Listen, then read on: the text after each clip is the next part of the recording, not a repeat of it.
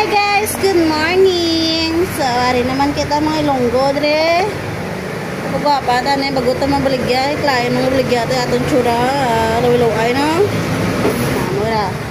Dapat ko nga baligya ikaw, gwapa man ikaw, parang gabakal, hindi magdua-dua.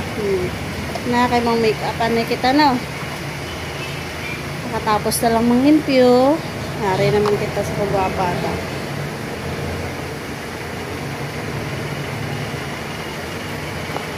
Nang ginambal lang sinbuyes kapag dating gani amo nimo trabaho ay kailangan din mo pagwapa.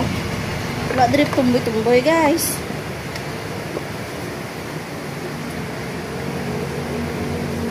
Yeah.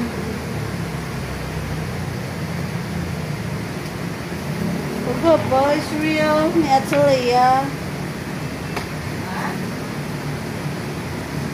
Gwapa ka na daw.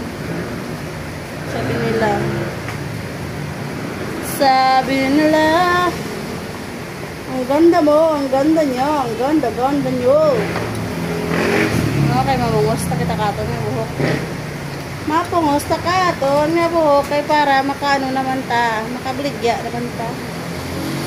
Ba guys, tama man nga gabaligya, kita nga gwapa, man kita kung gabaligya. Pero klain mo kung gabaligya kita. Aton na baligya, beauty product, tapos aton tsura daw lumugo, klain man o.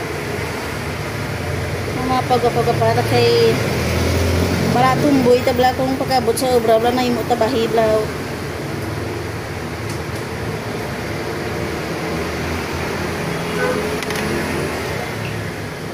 Nara ba?